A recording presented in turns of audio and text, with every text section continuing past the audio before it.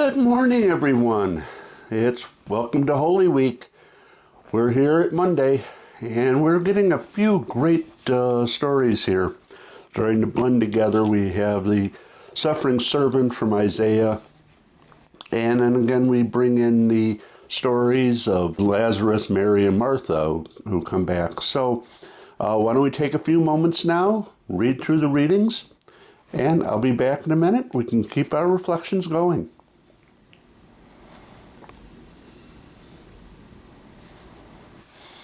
Welcome back. Well, I have our readings today and looking through those, and we may be a little bit confused by Isaiah 42. Again, the Old Testament is looking back at things that we may not fully understand.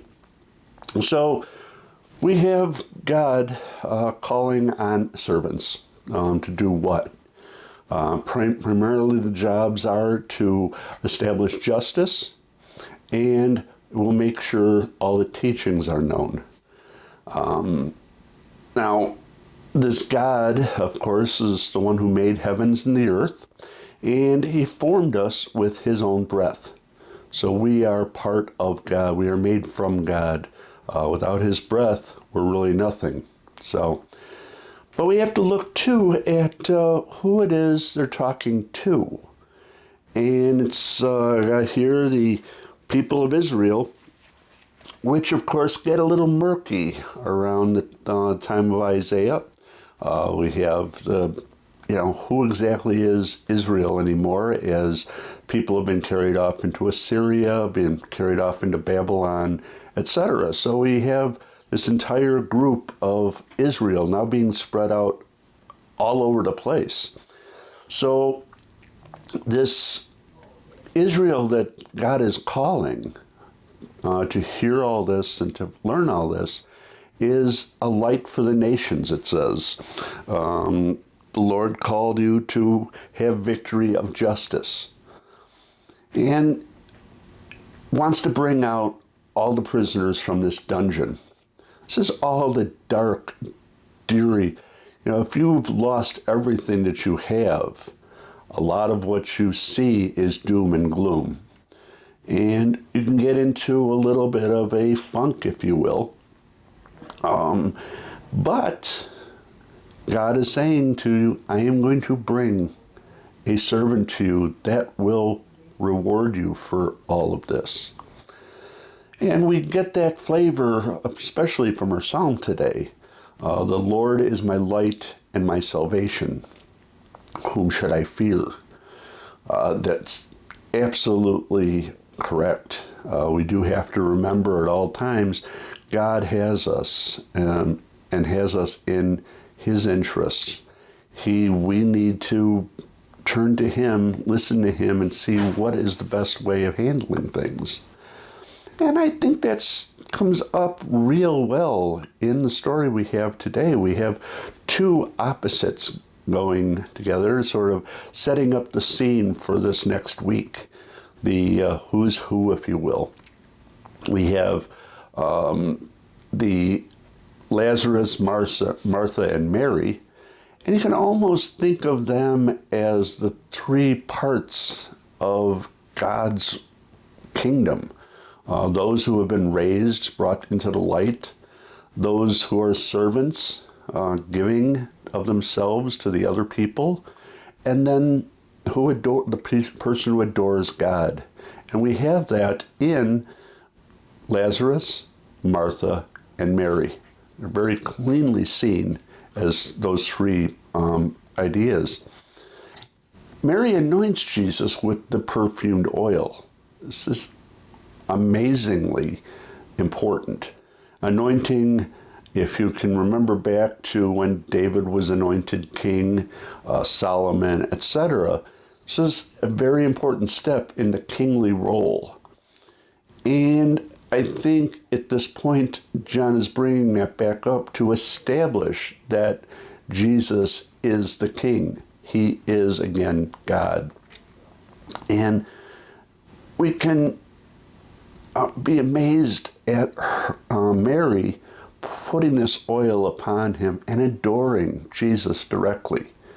There is no question This is reserved for God completely. Mary is doing to Jesus what is only reserved for God. So Mary is adoring God. And we have, against all this, the antagonist being set up, Judas.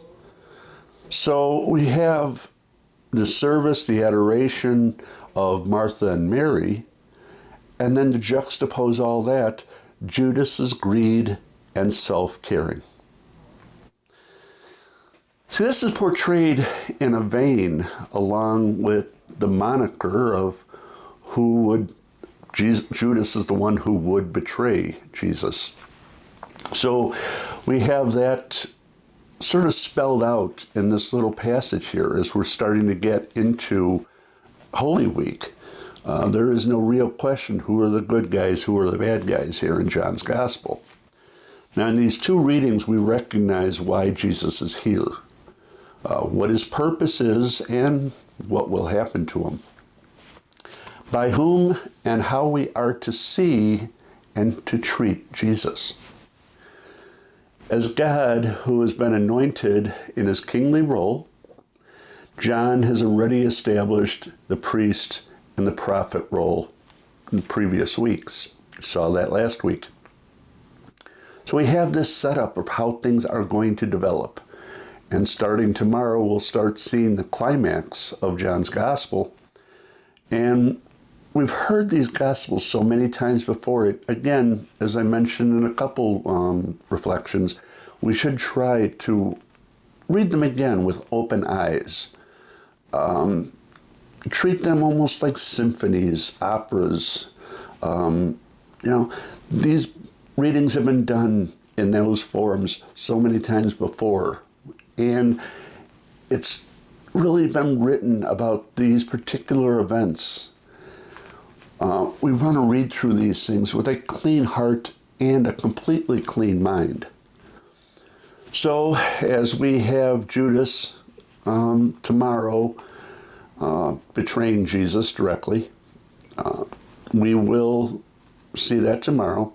Right now we can reflect on all the characters that are going on in this. We have someone who has actually been raised, and that is getting under the leaders' whole thumbs because, if people continue this, they're going to believe in Jesus. Everything that Jesus does is miraculous. Leaders are just furious about that. They're going to lose everything they have, everything they know. So let's take a look as the week goes by. We'll watch the drama envelop. It takes on such an amazing theme and brings everybody into it. Each of us, our own personalities are there. Each of our own thoughts are there. And quite honestly, it makes us cry for so much of the evil that we've done in our lives that have helped in putting some of those nails into Jesus. So let's go ahead and reflect as we will on this day's readings, reflect on them as we go through this entire week. It will end up, as we know, in a bloody mess. But that is not the end of the story. So, we'll see you tomorrow. God bless.